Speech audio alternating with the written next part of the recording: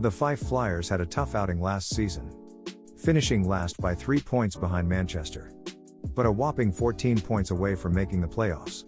They struggled in a number of areas, but the most prevalent issue was scoring. They finished the regular season with just 122 goals. That's around an average of 2.26 goals per game. Just for context, league champions Belfast Giants scored 102 more goals than the Flyers did. If I am honest, I was hoping the Flyers would have a shake-up behind the bench, and in management. Whilst I think Todd has done a decent job, I think he has ran his course in Kirkcaldy. Sometimes you need that shake-up, that new voice to kickstart things. But the team has decided to move forward with the same group. And they will be looking for an improvement this year, and to return to the playoffs for the first time since 2019. Before we take a look at the season ahead, let's talk about some notable losses from last season.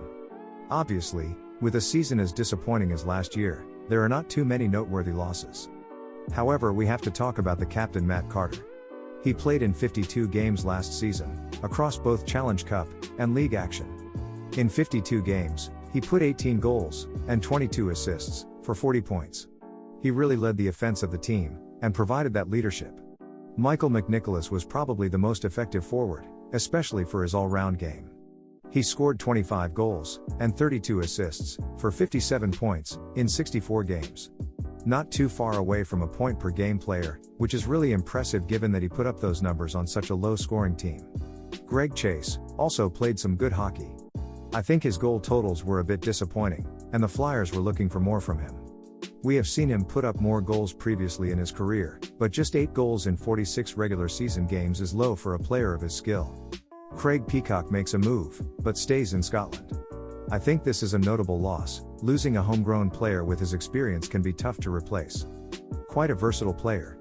He can play center, or on the wing, and can put up some points in a depth scoring role. Now let's take a look at this year's roster, and establish whether this is a playoff team. This is how I currently have the lineup. Now I should mention, they only have 11 forwards signed at the time of this video. I have left that third line center spot as blank for now. But obviously, depending on who the final forward is, and what position they play, the lineup could look very different. Starting in goal, we of course have Shane Owen, being backed up by Andrew Little. That tandem remains intact from last season. On D, I have Rhys Cochran and Simon Fernholm as the third pair, Jonas Emmerdale and Rhys Harsh on the second pairing, and Braden Sherbanen with Christian Hausinger. On the forward group, I have Lucas Sandstrom on the top left wing spot. We know what he can do in this league. Michael Johansson is the number 1 center. Chris Lawrence I have on the right wing, a position he thrived in last season for the Flyers. On the second line I have put Janila Conan, dishing the puck to Dylan Lawrence at center. Of course, if they sign another center at forward position, I would likely move Lawrence down to a third line spot. Rounding out the top 6 I have Zach Phillips. On the third line so far I have Jana Kivalotti with Sean Cameron. Both are really fast players, and I think they will complement each other nicely, and resolve some of those scoring issues from further down the lineup. And as with most teams, I have the all-Brit fourth line. Scott Jameson, Barry McKenzie, and James Spence. Now let's go through this roster in more detail, and see what we like, and dislike. Last year Shane Owen was an absolute beast, and played every game for the Flyers. In fact, he only missed 20 minutes of game time for the Flyers in the whole season. If he can manage that workload again, and if he can hold off injuries, then the Flyers are just fine in net. Despite not having the best defense in front of him, last season in 54 regular season games, he posted a 91.3 save percentage and a 3.43 goals against average. Those numbers, given the circumstances, are incredible. And he has been one of the more consistent goalies in this league for a number of years now.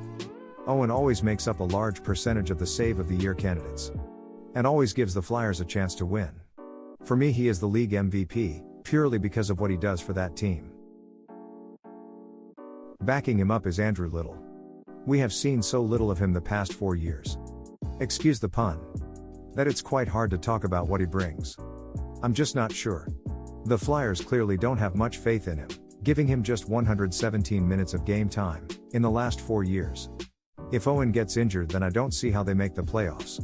At just 24 years old, Little still has time to further develop. He is still very young by goalie standards. But he needs to get that ice time. I would have liked to have seen them pick up a Jordan Headley or Will Curlin perhaps as the backup, or perhaps on two-way deals, and then sign Little on a two-way deal to give him that chance.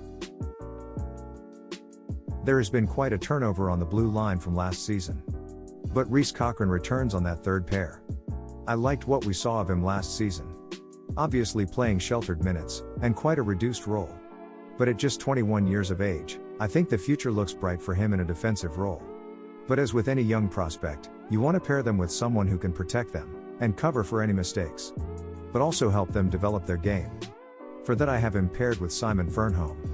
A big, defensive, stay-at-home defenseman, with a heavy shot. Perfect for a prospect to play under. The Swedish, 6 foot 6 inch, 205 pounds blue liner, has spent most of his professional career in the Hockey Allsvenskan. He is not known for his offense, but more for his defensive game. Although he has put up a decent number of goals in that league, and does have a really heavy shot. On the second pair I have Jonas Emmerdale. No doubt, he was their best defenseman last season. Pretty steady defensively, taking on those hard minutes, and hard assignments. I think there is also more offense there. If the team can improve on its all-round goal scoring, I would expect Emmerdale's numbers to increase somewhat. He is also another bigger guy, standing at 6 feet 4 inches, and weighing 198 pounds with the same mind as the third pairing. I have Emmerdale taking on another young guy in Reece Harsh. Yet another big defenseman, standing at 6 feet 4 inches, and weighing 201 pounds. If anything, this D-Sor will be tough to play against. Reece Harsh joins the Flyers with just 12 games experience in the pro game. But has had quite a successful junior career. I would consider him a two-way defenseman, and seems to be a guy that can play all situations. And at just 23 years old he is set to have a big year. Playing in the American Hockey League last year is very noteworthy as well. To play games in such a high-tier league at a young age speaks volumes to his skill set. I am really excited to see him at this level. As the top left shot defenseman I have Braden Sherbanen. In 132 East Coast Hockey League games, he put up 7 goals, and 17 assists, for 24 points. Not known for his offense, but rather his all-round game. However, he has spent the last 2 seasons in France, in the Ligue Magnus. In 55 games in France, he posted 1 goal, and 17 assists, for 18 points. Last season playing for Cergy Pontoise he was the second highest defenseman for plus-minus. I could see him playing on the second pair with Harsh, but for now I have him on the top pairing. Rounding out the defense as the top right shot, I have Christian Hausinger. Now there is a chance that Harsh comes in and plays excellent offensively, at which point he moves up, but for me, I take that experience on the top pairing. Hausinger comes in as likely the number 1 defenseman, expected to be on the top powerplay unit. Last season, he finished the year with the Norfolk Admirals in the East Coast Hockey League, putting up 4 goals, and 17 assists, for 21 points in just 25 games. Not far off a point per game, in a comparable league. I am really interested to see what he brings to the blue line in Fife, as his production over his career has been inconsistent to say the least. Finn Page rounds out the depth on the blue line. The Kirkcaldy-born, 19-year-old blue liner comes home, after a junior career in Canada. Standing at 6 feet 2 inches, and weighing 203 pounds he has some good size, and I am excited to see what he can do with the Flyers. When it comes to the forward group I have Lucas Sandstrom on that top left wing spot. Noted for his two-way game, I think this is an excellent signing for the Flyers. We saw what he did for the Steelers back in 2019-2020, putting up 12 goals, and 19 assists, for 31 points, in 41 games. Whilst being excellent in his own end. I have him paired with his fellow Swede Mikael Johansson playing center. He can also play on the wing, but I think he has good size, and good speed, and looks best suited to a center role. He has played in some really competitive leagues, including 64 games in the Swedish Hockey League, which is really impressive.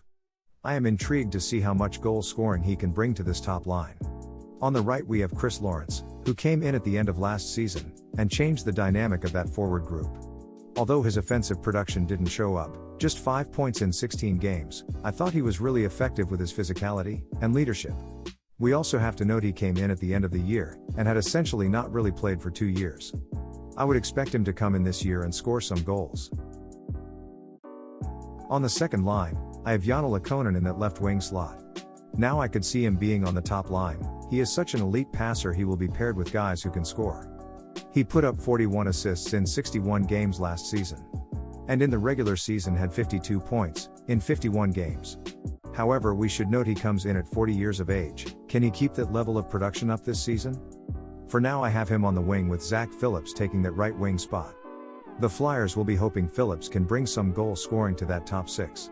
Phillips is not new to the league, playing for the Panthers in 2017-2018, putting up 15 goals and 46 points in 56 regular season games.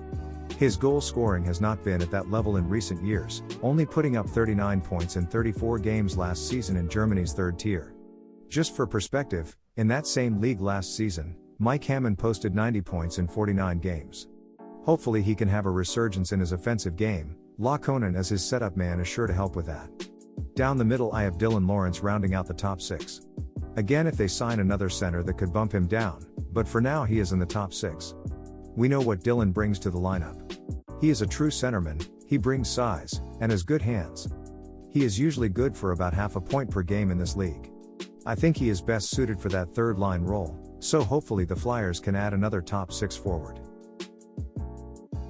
I have Jana Kivalotti on that third line, left wing spot.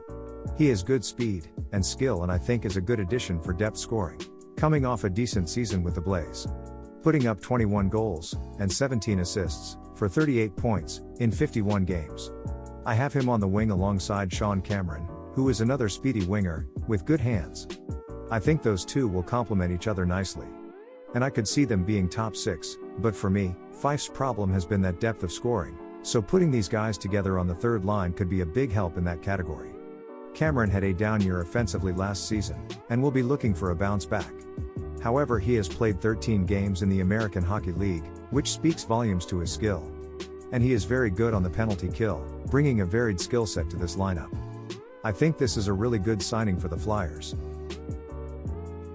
Rounding out the forward group, we have the all-Brit fourth line, with both Scott Jamieson and James Spence playing the wings. Both are super young guys, and looking to further develop this season. Flyers will be hoping both guys can take a step this season, particularly offensively. Down the middle I have Mackenzie. He is traditionally a right winger, however this past season did play sometime down the middle. I think at this point in his career he is best suited to that fourth line, and taking the guys under his wing. Overall this team is an interesting one. Can they make the playoffs? That I am just not sure. I personally think they just miss out again. I do like some of their signings. I think that blue line looks solid. I'm not sure how much offense it can produce, but it's big if nothing else, and should make it tough for teams to get on the inside. And with Owen in net I don't think they should have major issues with goals against. So I do like what the team has done on the back end for sure. However, it's the goal scoring I still have major concerns with.